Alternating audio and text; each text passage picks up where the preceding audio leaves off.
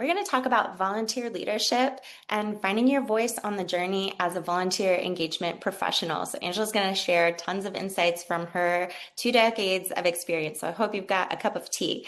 What are we going to cover today? How to take your volunteer team to the next stage of growth with practical stories from experience. I love Angela's stories. The power of finding your people and also being one for someone else, and how to uncover your natural leadership strengths, which is so important. And then make sure to stay to the end because Angela is going to discuss how to find that path. What does it mean to step into deeper mission purpose, which is really woven throughout everything she's going to talk about, connecting with new volunteers and really building that community around volunteerism at your organization. So, Angela, there was this question that you posed that kind of started us off on this track. So go ahead and dive into that.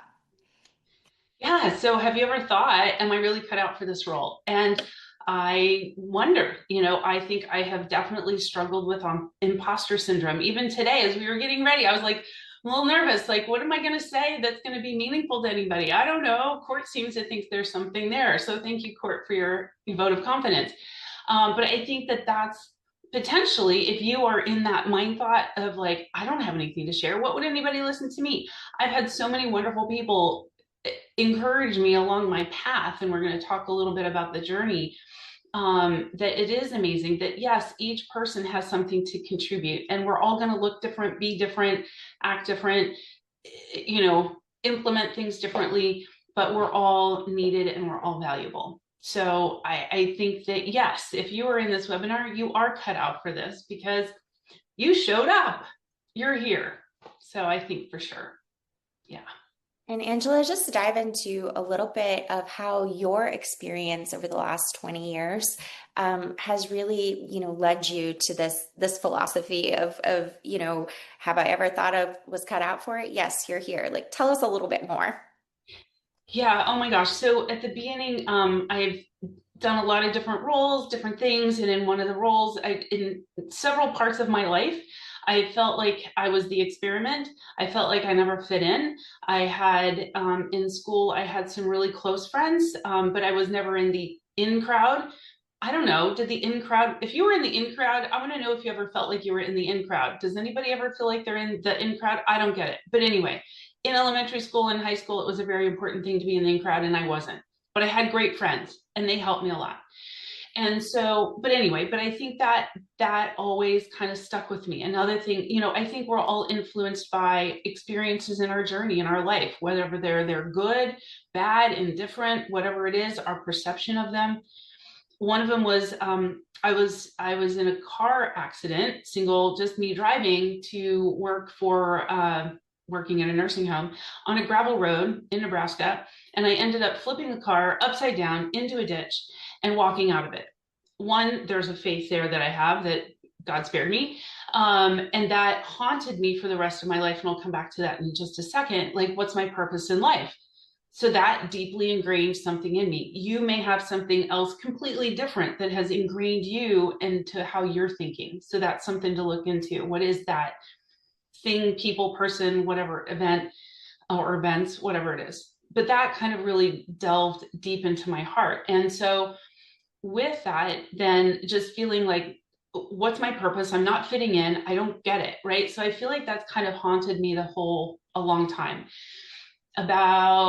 So I started working at the blood bank in 2018 at the end of 18. Well, so I had about a year to really engage volunteers better and to start growth and to get things going. And I was very involved with our Delaware Association of Volunteer Administrators, which definitely join your local AVA or DOVIA, and also Alive, good playings, get your CVA, do all those good things. All right, so then I was leading that. I was helping with Alive. I'd done a health COP, started that with Alive. And then this thing called COVID happens, and we're all going into crazy world. At the blood bank, we actually got busier, and there were fortunately only about 10 to 12 weeks we didn't have volunteers, but I was like filling in and doing things, and it was just like so much, along with COVID and the whole uncertainty of everything. I started feeling burned out. I actually went to an employee assistance plan found some counseling. The counselor, two things. The helpful thing she said was, what is your definition of your success? Mm. And that was the pinpoint for me to go, I don't have a definition. So I am completely striving my whole life for something I haven't even defined. So that was the good point. The second point was she said, you should start your own nonprofit. And I was like in my head thinking, lady, I'm burned out. This is not the right answer for me. I found a different counselor. So I found, so I went in. And so, but part of the journey has been with this path, then finding to where I am and getting more assured of myself was going into counseling, delving into what caused me to be the way I am today. And why am I feeling imposter? Why am I feeling like I don't fit? Why do I feel all of these things, and how true are they? How are they not? And what's the perception internally and what's the perception actually of other people? And I actually talked to very, trusted friends, and they were giving me words and definitions and or descriptions of myself that I was like, really? And so it's a journey for me to get to this point. And so when I started my consulting, I was like, I have no idea. Is anybody going to be interested in this? Why does anybody want to hear me speak? And then by the end of this year, I will have spoken at 21 different places. So thanks, Court, for being one of these. And I love just sharing and hopefully encouraging. And that's my goal, is to help others, because so many people have poured into my life and shared into my life. And I want to be that person sharing and pouring out to others. Long-winded answer. There we are. I love it. Thank you so much for sharing that, Angela. And I think you touched on some of these already, but let's go ahead and like speak them out. What are these challenges? Some of them you've named here. Maybe people identify with one, two, or three. I don't know. Mm-hmm. Yeah, so the unclear expectations. Sometimes you have it like I did of myself. Like I wasn't even sure what success was for me. What does that even look like? As you're going into a role, you might not know what the expectation of you is as the volunteer leader. The volunteers might not know what the expectations are. The organization may not have expectations or might not even know what to expect of volunteers. So trying to clarify all those things can be really, really helpful. The self-doubt, imposter, definitely. I've read several books about that, and through all of those things, the counseling and people and all the, kind of this journey, has helped me. But again, like I said, I still this right before this start, I was like, oh my gosh, what am I doing? And so I just hope that people realize, and Courtney and I were talking at the very beginning, like we're all human and nobody's got it all together, so I want you to, for better or for worse, there you go. I'm just going to say it out front. There we are. We all have our foibles and little things that go wrong and our blind spots and whatever else. And the pressure to do it all. So partly I do that on myself. I'm a type A, like I cried when I got an A minus in like school, and my parents were not forcing me to do A's. It was just some internal thing. Anyway, so yeah, I should be able to do it all, gosh darn it, right? So, or you might think that you're feeling that pressure from the organization or the volunteers or from so many different angles, and you can't do it all by yourself. So definitely, find volunteers to help you, find support systems, be part of your AVAs and DOVIAs and all of those things. So definitely reach out and find those people that help you. Yeah, and Angela, when I look at these three, I really reflect on some of my first roles that I had stepping in. And I realize that when I look at these three things, I think to myself, I like sped up so quickly because people would just say, do this, do this, do this. And I sped up versus like slowing down to like really think about, actually, that was an unclear expectation or that was an unclear ask, or maybe it's too much.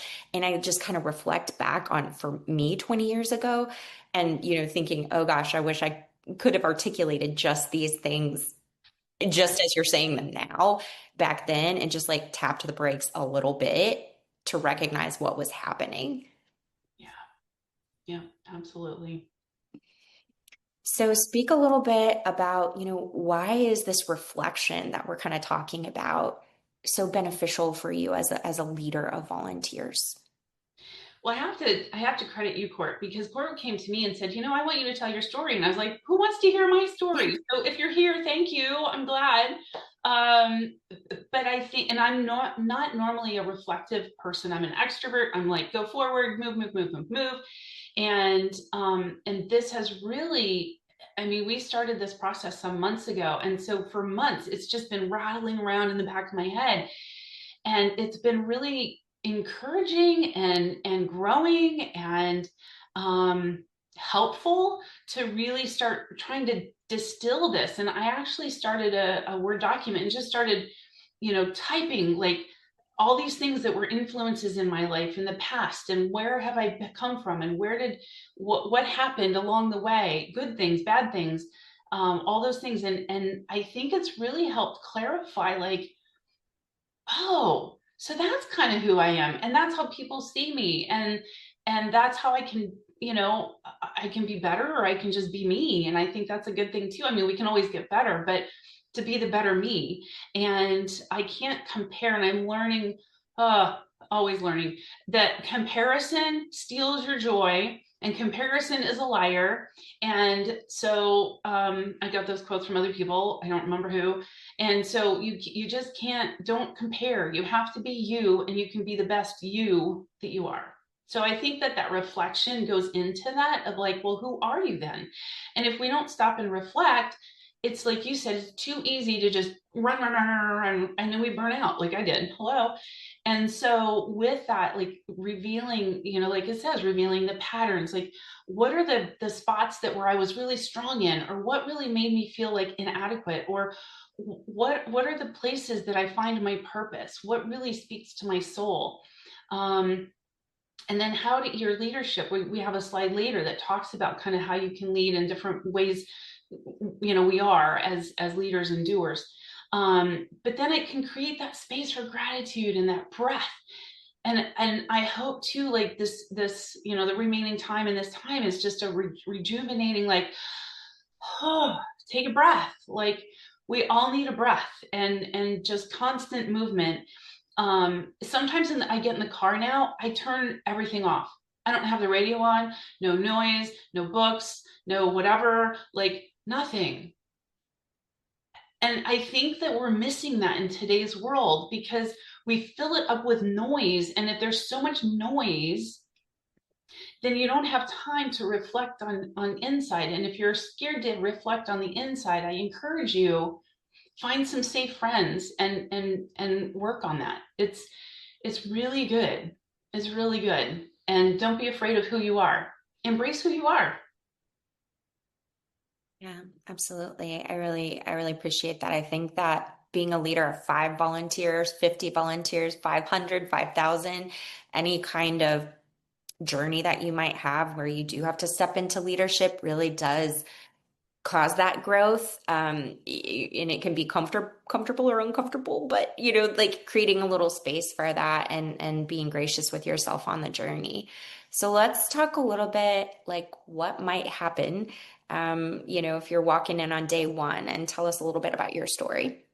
Yes, one of the jobs I was in, I walked in day one into I was so excited because I had an office. I got an office, and it even had a window. It even had a door. I was like so excited. And I walk in, and there's it still was corded because, yeah, this was a long time ago, a corded phone on the floor. That was it. There's That was it. A phone. I was like, okay, cool. We're going to go up from here. So very exciting. But walking in with new, fresh eyes is so important, because you're the newbie. And so coming in, you don't have all the filters and the expectations and all the things that are already in there. And if you do, try to find somebody else that, if you can't get out of the filter, because you've been there too long, then find somebody new to come in and kind of maybe be a secret shopper or whatever it is, like doing those kinds of things. So work on those kinds of things that really help you see it with new eyes, because you're going to be the one. And then you have to listen, listen, listen, listen, listen. Because if you come in and you're like, this is the way it's going to be, it's not going to work. I promise. If it does, please tell me, but I don't think so, because you need to listen and learn, and people need to be heard. And so even if you do change things, they will know that you listened to begin with. And there could be things that by listening, you're going to learn that could be better, or maybe that is the best way and let's keep this. So I think that that's really important if you're coming in new or even into an established system and engagement that's going on. You got to listen and really learn from everybody, like what's working, what's not working, those kinds of things, and really go at it that way. Um, Trust, that listening will help build trust and asking questions. And from where I'm at now, I wish I would have done actually a lot more of that with the staff. I did it with the volunteers, but I did not do enough of that with the staff. And I'm having to backtrack, and it's 8 years later, and I feel like I'm still kind of trying to make up time for that. So I really encourage it for both volunteer side, staff side, and then your own and any other key players that are in your organization.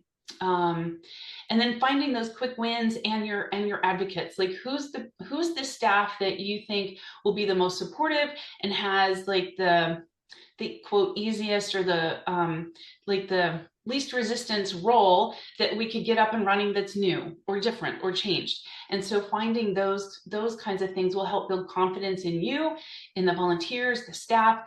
What's the maybe foundational piece that's missing that's going to help streamline a whole bunch of things, and people are going to go, oh my gosh, this is so much easier because, and you're like, well, yeah, because yeah, that was a no-brainer to you, but it wasn't to them. So just thinking about those things. And then, just keep reflecting and talking and listening and keep trying things. You got to keep just going step by step by step by step. And then two, just having that curiosity. I don't have all the answers, even with I can't believe it, almost 20 years. I don't have all the answers. I have a certain amount of experience and I have a certain amount of background. I have a certain way where personality, and I will never have all of the answers. Nobody will, for that matter. And if they say they do, they're lying because they can't. So definitely with that, just keep growing wherever you are, and you'll be greater and better in some way. In 6 months, a year, whatever it is from now. And Angela, one of the things that, as you were sharing your story of multiple organizations that you had walked into and you had noticed things, taken your time to listen, and then taken steps over time to grow.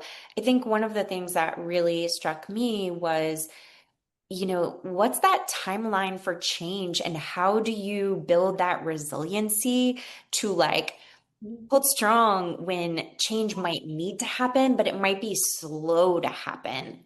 Mhm. Absolutely. Yes. And I love the last picture there because it's water dripping into a rock. And so I'm kind of the leaky faucet that just keeps dripping and dripping and dripping and dripping. And eventually, if I keep dripping all my messages enough, it's starting to get through. And so persistence, you can't try something once.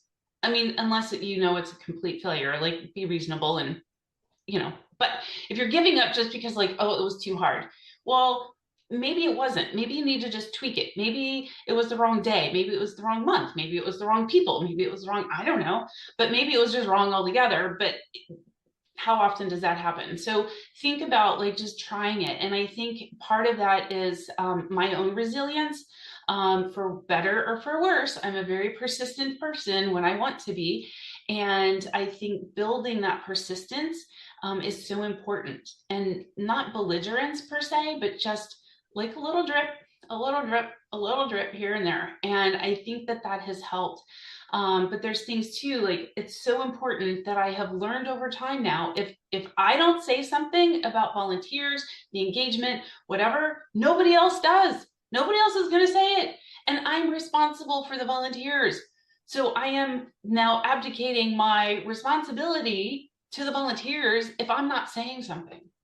And it's your role and your right and your responsibility to say something.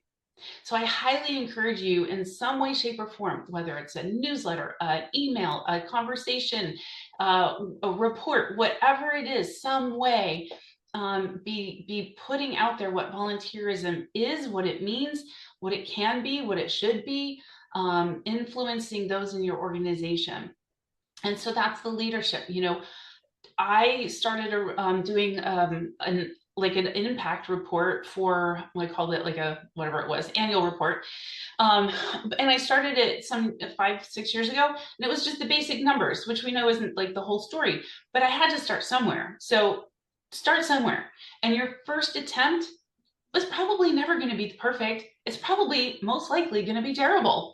So try something. It's only going to get better. And you have to, again, that persistence. You got to just keep going and going and going and learning and trying and asking people, how did you do that? How do I get better? What didn't work? How do I keep doing this? So I think that that's the thing, is you just have to keep going and going and going. And if you get discouraged, which we all will, having, and we talked about, I think this in another slide, is having your support system, finding the people around you and nurturing that group around you, picking them out even, maybe you find somebody that you're like, oh, from afar, you're like, that is somebody that would really, they're really cool. They're really somebody I want to get to know. They'd be really encouraging. They would be, and they're also somebody I can give to, right? You don't want to be a taker all the time. Now, that's a relationship, is a give and take, right? There's investing both directions. You can't always be like a bank account. If you don't deposit and you keep pulling it out, it's going to go bankrupt. So you got nothing pretty soon. And then that person's going to walk away and be like, got nothing. See ya. And so, it's a give and take, it's both, but finding people that you can invest in and people that will invest in you. And so helping you along that way. So, with that too, just, you can't give up, because again, if you don't say it, nobody will. So be that little drop, drop, drop. Angela, I feel like when I see this and I hear you, saying those words, the scenario that pops in my mind, and I think like raise your hand if this has happened to you, like in the chat, like you go to leadership asking for resources for volunteerism. And it's just like maybe not a conversation that's able to happen. And at the time, um, how can that maybe like be just maybe a no for now in your mind, but knowing that you're not gonna like fully put it away, or you know what I'm saying? Mhm. Yeah, absolutely. And I think that's a great example for learning from. So it's okay. Well, if they didn't hear me the first time, was it because they're not ready? Was it because I didn't prepare them beforehand? Was it because this is the first time that they've heard it? And so, like, what? And I have to just say it like 10 times before maybe it'll start sinking in. Or maybe it's the way I'm presenting it. Is it, they need numbers? Do they need graphs? Do they need stories? Do they need, and asking them what they need? I learned this from the conference, the live conference, VPMC. They talked about that, so something about like finding resources. How can you rephrase your proposal or your question or your involvement, and finding examples of the ROI. And if you don't know how to do an ROI, find a volunteer who does, and finding people, again, that will help you build this case, for what you are asking for. And, and learning that. And that's been a learning process. The other thing too that you need in your tribe or your group or whatever you want to call it is somebody that will challenge you, that says, no, come on, you get out of yourself and let's just move on. Okay, come on, girl, let's go. You need somebody who's going to be that person that isn't going to just coddle you along and give you all the good words. You need somebody who's going to be like, let's go, buck it up, like, just come on, let's go. So you need somebody in there too. And I think that's with this, is then asking around, like, have you gotten support from your staff? And how do you do that? What does your report look like? Is it a pie chart? Is it numbers? Is it, I don't know, whatever? How does that work? Yeah, absolutely. I think that's maybe one of the most common examples, which is why I appreciate your articulating persistence and also like articulating the fact that like sometimes your leadership, their priorities might change with time and they may be ready to have a different kind of conversation with you, 3 to 6 months from now, and just to like stay open to that process because some things could shift and maybe the board has a new priority and suddenly the conversation you wanted to have a few months ago is like primed and ready to go. And so it's just like taking that opportunity when it comes and having some persistence on it. Um, so anyways, I really appreciated Yeah. your reflection on that.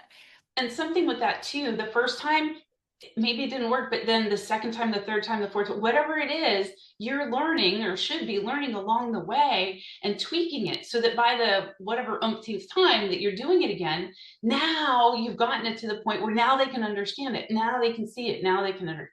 Also, staff changes are a perfect opportunity to put your case out there.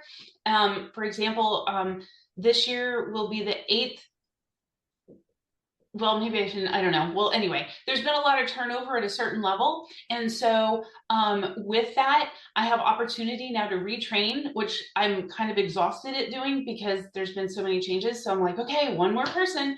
But you know what? This could be the person that gets it. Not only because they get it, but because I've now practiced multiple times in giving my story about volunteers. So keep going and just don't give up. So let's talk about a little bit about where does your leadership style kind of come from, and what are these primary influences that shape you as a leader? Absolutely. So I talked about a little bit in the beginning, some things, your environment or events that have happened to you, from you, with you, whatever.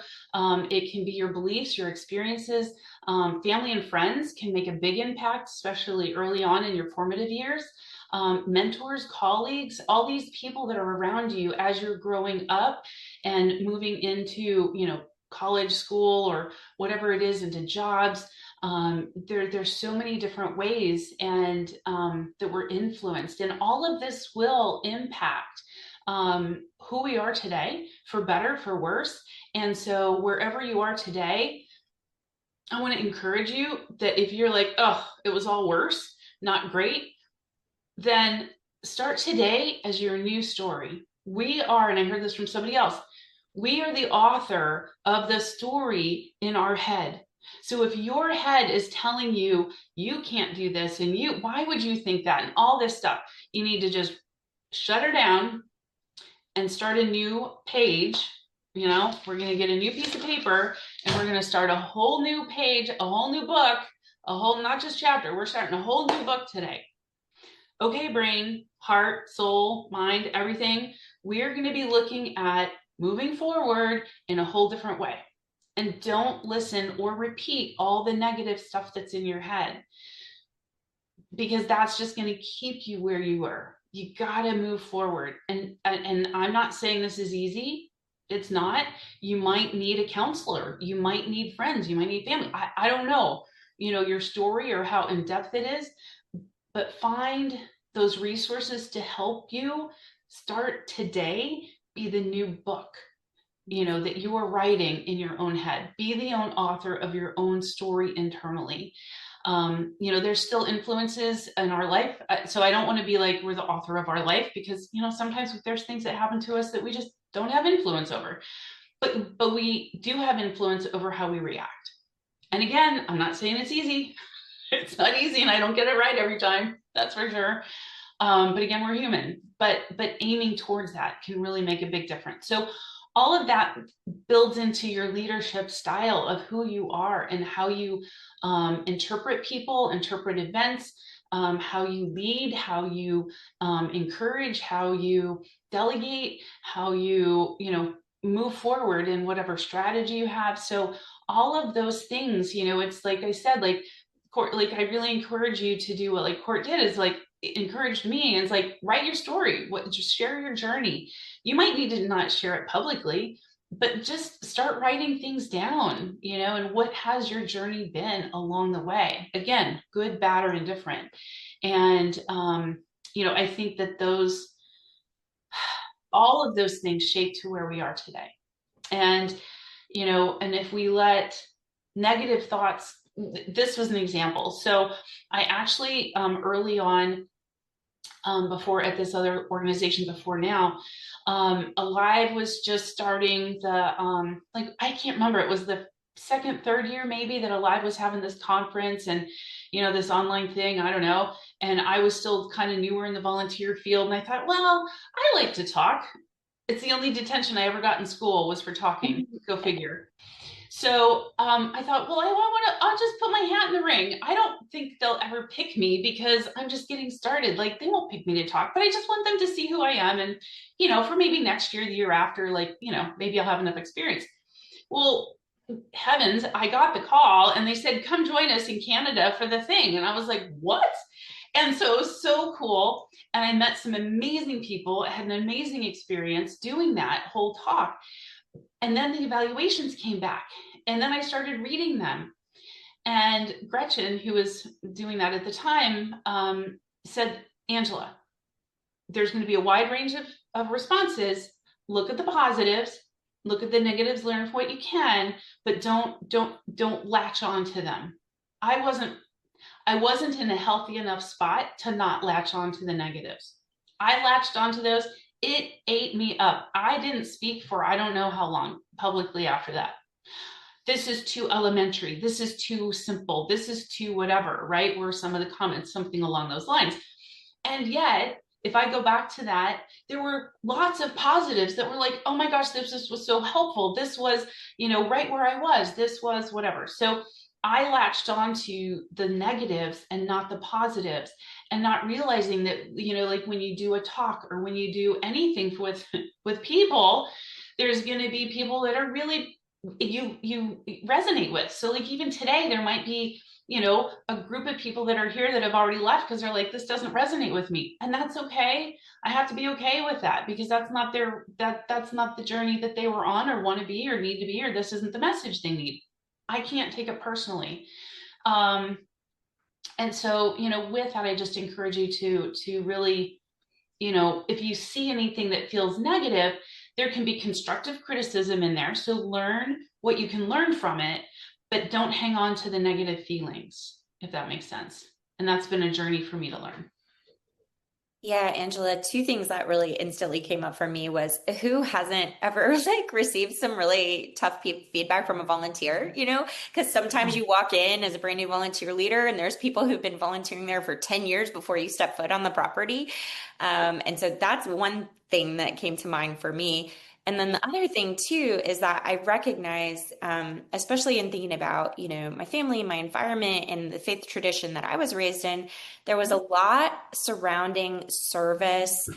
as humility and staying quiet and so I recognize that some of that influence was really, really great for me when I was a volunteer, but not when I was in a position of leadership and had to advocate, because then I had to learn from mentors and colleagues to begin to shape some of my beliefs because my early experiences had been so around staying quiet and serving with a level of humility, and that was like our tradition. Right, But like, right. how do you advocate and how do you speak up for resources? And so it was like, Right. there were good things and then things I had to grow in from that. Yeah. I don't know if that resonates with anyone else, but that really came up for me because I was like, oh, that was good for me as a volunteer, but not Mhm. in a leadership position where I had to speak up. Yeah. Yep. Absolutely. Um, let's talk a little bit about finding these people and how that support and community can actually help you when you're kind of dealing with some of those internal things that come up as a leader. Yeah, absolutely. Sometimes you have to seek them out. Sometimes they're around you and you just have to reach out. And so with that, I have found such supportive people around me. And partly I met them through the Delaware Association of Volunteer Administrators. So to all of you, thank you. I was the board, the president of the board, and I had never been on a board. I'd never been president of a board, but I had had leadership roles before that. And so if I think about it, I'm like, oh, well, okay, I guess it makes sense I can lead this. But at the moment, I was just like, they need me, so I'm just going to wing it and figure it out. But truly, I'd had some other leadership roles. It just wasn't called that, with that group. But finding those people that really do, they give to you're able to give to them, you can support each other, find those people. If you don't know where to look, again, start with your AVA, your dovias, connect with the live, Find people that are in the nonprofit world also leading. Maybe they're in volunteers and maybe they're not. But it will sometimes take some initiative on your part. And you can also, like, Alive had the mentor program, and that's where Nicole R. Smith and I became really good friends, actually, mentoring. And so that was really awesome. I think she says I mentored her, but I really think she mentored me. So I don't know, we'll just call it a really great relationship that formed. And so, with that, you just keep seeking out people that will, one, encourage you, that have the same values and kind of thought processes, but you don't want to get so alike that you're not being challenged. So, you don't want to have the echo chamber effect, where, like, I'm all alike and I just only pick people that are just like me. In fact, as for volunteers, I try to find volunteers that help me that are very different than me, because they bring a whole different perspective and they have the skill sets that I don't. And so that can be too, something that you can look for, that if you're kind of weak in, whatever it is, that you find somebody that you really resonate with that can help you with that weakness, and help build you up in that. Or, or those that challenge you, like I said earlier, like, find the ones that are gonna, like, challenge you a little bit and be like, come on, you can do better than this. Like, wake up, like, get out of the tears. Let's go. Try, have your little cry, and let's move on. So you need that too. So it's really important. It can be 2, 3, 4, whatever it is. Everybody has a different amount, and I don't care if you're introverted, extroverted. Introverts probably have better, deeper relationships sometimes than extroverts. So it doesn't matter where you fall in that either. But we're human beings, and so we have to be and be with somebody. So find those other beings that will make you a better person. Yeah, and it really feels like too having that, building that network for yourself of these relationships is like major burnout prevention because like even just asking yourself like who else can do this, which is a question that has come to my mind a few times, especially as I find myself maybe taking on too many things or doing too much and going, actually, I am not the only person that can fill up the water trough at the animal pasture today. Like somebody else is capable of doing that. And maybe if I'm pushing myself too hard, I need to recognize that. Mm-hmm. Yeah, absolutely. So Yeah. let's talk a little bit about why, how can this reflection help you? And I think these three bullet points actually really get close into what you're talking about right now, actually. Yeah. So I think it's really important to see the growth. And again, I'm not a good reflection type person. And so I have to make myself, I've created a spreadsheet just for, like, what I'm doing now with the speaking, consulting, things like that. I created a spreadsheet of all the things that I've, where I've been and the date. And now I go back to that and I'm like, oh my gosh, have I really? Oh my goodness. Like, look, I just did all that. Like, how cool. I mean, there's been a lot of people involved. But like, that makes me go, oh, okay. I've been working, I've been doing, I'm taking steps, like, things are moving along, and so do that in your volunteer engagement too. Like, think about, where were you a year ago and what progress has happened. It might be a little, and maybe it's a lot, but either way, you've made progress and you're not in the same place. If you don't make any kind of steps, you're stuck and you're moving nowhere. And, so you have to realize and look at whatever tiny growth there is. And sometimes I just checked, I have a little greenhouse and I just checked some seeds for the winter, and some of them still haven't sprouted. They may or may not. That's another thing to remember. Some things just don't grow. But some of them are itty bitty little guys, and they're gonna grow, and they seem so slow to germinate because some germinated fast, some are slow, and some are itty bitty, but they're gonna get, like, probably Chinese cabbage is probably gonna get, a foot and a half tall. So, with that, like, you just don't know the speed at which anything's going to happen. And so to not give up and to keep nurturing, and sometimes it'll, like, once it gets to a certain point, and it'll just go bam and it's going to explode. So into a good thing. So with that. And then clarifying your leadership, I think that can help you understand how you can lead best and lead from your strengths. I was reading the book, the Strength Finders book, and I really resonated with that because I felt like so much or some of my imposter was like, oh, you can't do this. So you got to get better at it, get better at all your weaknesses. And I'm like, but I don't want to. Like, I mean, I do, I need to, but like, I feel like such a loser because I can't do XYZ very well when other people are like exceeding at it. And it's like, well, because I have a different skill set that I didn't focus on, that people weren't helping me see that I'm a really good this. And then that's what you really focus on. And then that's your leadership, but understanding your weaknesses and then helping find people to either support you or to learn what you have to learn, because sometimes we just have to learn what we don't like, but learning those kinds of things to just keep moving and keep growing as a person and as a leader.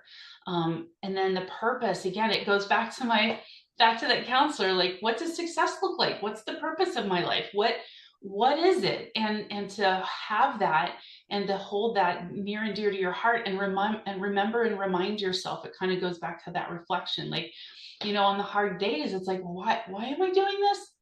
Oh, right, because I'm helping save lives, or I'm helping change the world, or I'm helping, whatever it is. And that's why. And all of us in the volunteer role, regardless of your mission of your organization, that's kind of a second hit, kind of secondary, but you're changing the lives of the volunteers that you're interacting with.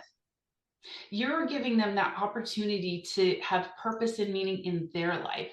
And if you don't know what your purpose is right now, that is part of your purpose right now in this role, is to give other people purpose. And that gives meaning and life and just energy. And it's making the community a whole lot better.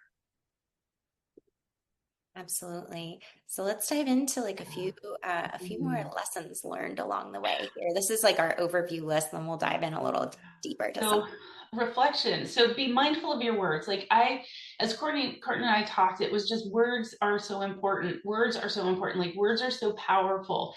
Has anybody else found that? Like, have you gotten a good word and you're like, whoa, that makes me feel so good. And then you get like a bad word and you're like, oh, now I feel so bad. And so it's just words are so incredibly important today and every day. And even in the past, it doesn't matter. Words have spoken creation. And so with that, we all need to be mindful of words. They are so incredibly powerful. They speak life into people and they can speak negative death into people. Like it's just, so we need to be mindful and be positive and be thinking like about that. And it doesn't mean you can't have constructive criticisms. Like you're all like happy Rosie every day. Like, no, that's not going to be the case either. But just making sure that the words are good words, if that makes sense. And then not to overwork to prove your worth. I did this. I was at one of my jobs, and it was at a public garden, and they have night gardeners that would go around at night checking all the temperatures of all the greenhouses and all this stuff. And I got to know the night gardeners, which tells you what? I was working at night. I wasn't supposed to be working at night. That was not my regular shift. I was working like all day into nighttime, evening. And what did I get for it? Not extra money. Didn't even get a promotion. Nope, didn't happen.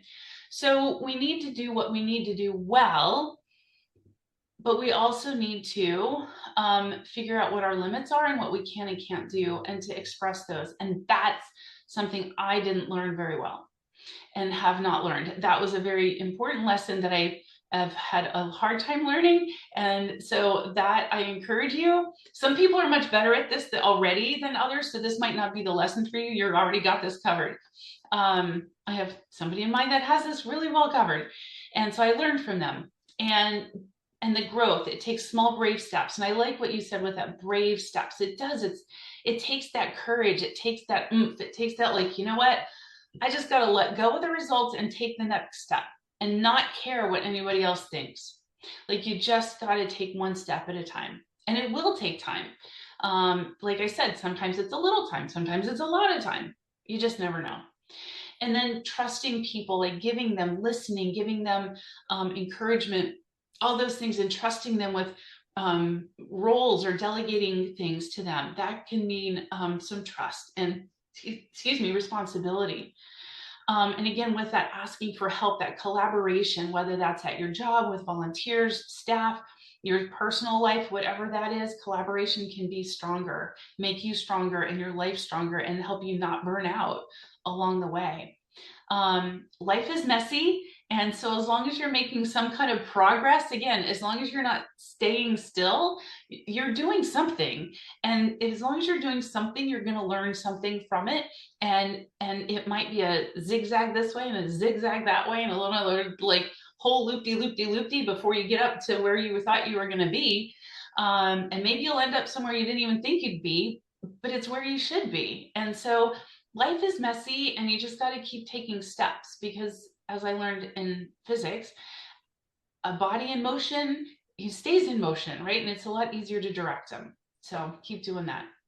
And the words, like words, you can inspire collaboration. You can encourage yourself, whether you put words on the wall, your mirror, I don't know, whatever it is. Record things to yourself and listen to them. All of that. So again, don't let that negative feedback own you. Learn from it, and kind of move on from that. And so again, become the author of your story in your head, is just so important as well. So this is all part of your story. This is like I was like, ooh, let's have enough time for this. Yes, yes. So I think this came out as we were talking earlier, and so it I kind of talked about this, and I didn't even realize it was coming out until Court like put it on the screen. I was like, oh my gosh, you're right. So each leader, I think, has different styles, and so you might be all of one, part of one, whatever. But are you a creator? I'm a creator. I love designing things from scratch, or tweaking things or whatever. So creation, designing, going for ideas just pop through my head all the time, and I can't help it. It's just who I am. Some people are organizers. They're like, yeah, let me get the mess, and I'm going to straighten it all up, and I'm going to make everything orderly, and it's going to run so smooth. So that is going to be your organizer. Are you an organizer? Connectors are your networkers, and they meet people and they remember people, and they say, you need to meet so and so and so and so, you need to meet together, and let's get you connected. And you're going to start, you're the center of the hub of this network, somehow, and you're meeting all these people and you're connecting them together, and you're just that relationship person. A sustainer. I think of like my husband, who's a sustainer. He wants to tweak something and make a little bit better, but he's like, he doesn't want to create. If you give him a blank slate, he like freaks out. And I'm like, not freaks out, but he's like, no, not my thing. I look at sustaining and I'm like, no, not my thing.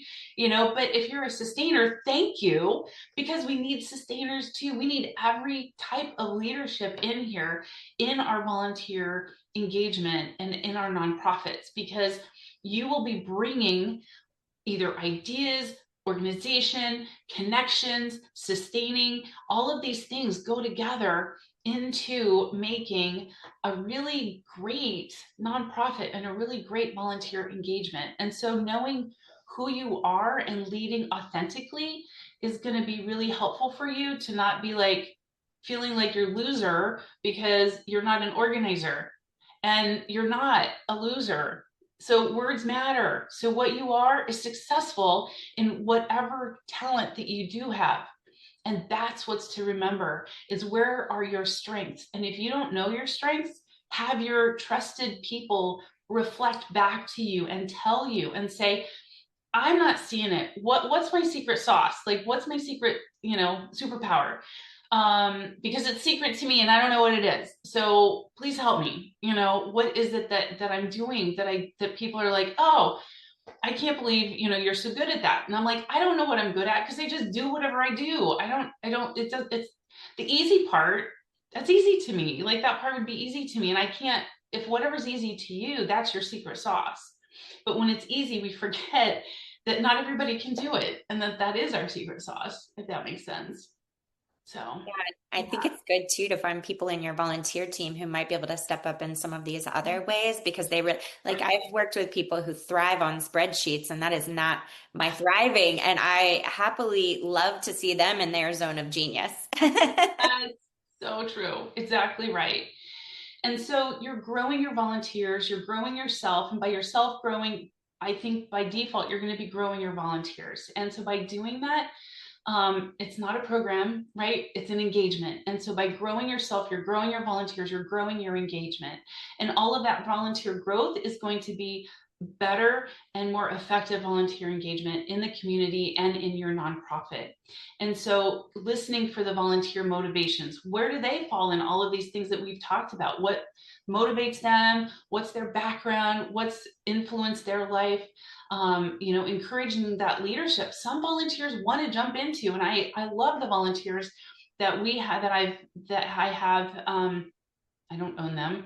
Again, words matter. I'm trying to remember how to not think about like how to say it, but we have leadership volunteers at our organization, and I love them because they want more responsibility and they can handle it and they want it. Celebration, you need to celebrate, right? Celebrate your own growth. We just had the International Volunteer Manager Day. I hope you celebrated in some way. And then we just all need to keep learning together to keep moving forward. So, just develop people. And in fact, like if you have those leadership volunteers, encourage them to come to webinars that are like, especially the ones that are free. There's so many free ones out there that relate back to like their skill set or whatever they're sharing with you. Maybe they want to learn more about Excel spreadsheets and you found this free, webinar on Excel spreadsheets that you would find like just horrible to go through, but they're going to be like, oh my gosh, I loved it. Like this was the best thing ever. So, think about those kinds of things, how you can do that. So again, keep learning. It's a journey. It's not a checklist. I had a whole checklist of things, and over my counseling and over like I feel like getting healthier, I don't have as many checklists in my life. And I think that's a really good thing because now it's like I'm more open to the journey and I'm seeking that mentorship. I'm seeking people that will challenge me and encourage me and be with me in those. And just keep experimenting and keep trying because you just never know what the next thing's going to be. And then again, like that, be patient because have grace, give yourself grace. I'm not very good at that because I expect XYZ of myself. And I'm like, come on, why aren't we farther? But then I have to look back and I go, wow, I really did get a lot done in the last year. Okay, cool. It's so easy for me. And again, this might not be your challenge, but something else, put in whatever your challenge is and to think, well, where were you? And where have you come? So give yourself grace. And life happens. Life happens. So, life happens. And that has to play into that too. So everything moves you forward. And your voice matters. I really want you to hear that you matter, your voice matters, what you're doing matters, that you're valuable, that you are valued, and that you just are worth your weight in gold. I mean, it's just, I want you to know that you're priceless because we're all unique. We are all different, every single one of us. And if we're trying to be like somebody else, you're not being who you are and who you've been created to be and why you're here. And so be you and figure out from other people if you need to who you is, if that makes sense. And so, and embrace the quirks, embrace the things. And, just thinking about myself and I'm like, I'm a pretty energetic, like, woo, expressive person. And then I watch other people do speaking gigs and I'm like, oh, maybe I need to tamper it down a little. Maybe I need to be more still. And then I'm like, I just can't. It's because of who I am. So, so that's, yeah, be you. With a stepping forward, you can step forward or you can decide to wait or you cannot step forward. However, I think the decision to not step forward is staying put. And so not making a decision is staying stuck or staying where you were. And so I think that you do need to, sometimes we need to like ponder decisions. Like I'm not saying split decisions, like think about decisions. Yes, that's one thing, but don't let the analysis by paralysis hit you. And you have to take steps. You have to make a choice. And you are going to be the only one that can choose to make these choices. You have to choose to reach out. You have to choose to change whatever it is that might need to change in your life. And so I encourage you to really do that, is to challenge yourself and write it down and make it actionable and say it out loud, because these are things, that I will, not I'm going to try, but I will do this. Even put a deadline on it. And you know what? If you put a deadline on it and you don't make it, if you took a step towards it, that is success. Even if you didn't make your time, your goal, whatever, if you took a step, you have made that success. Like you have moved toward it. So keep moving forward.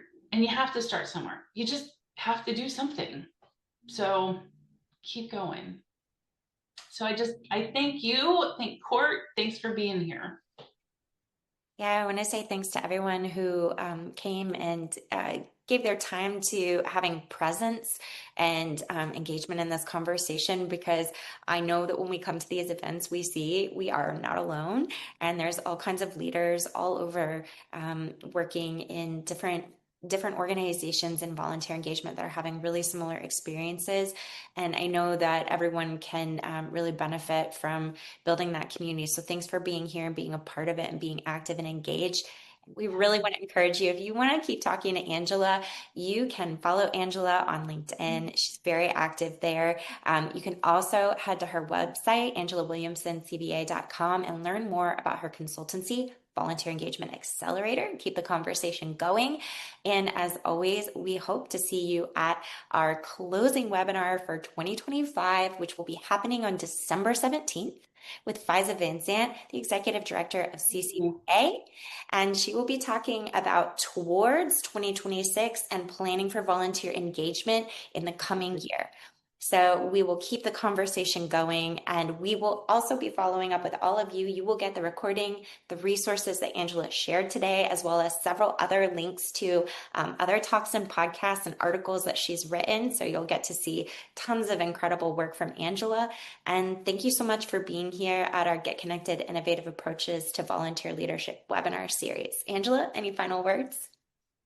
Thank you. And I would love to meet with everybody in person, someday, maybe. But if not, email me, LinkedIn message me. I'd love to chat. So thank you. And thank you, Court, so much for this.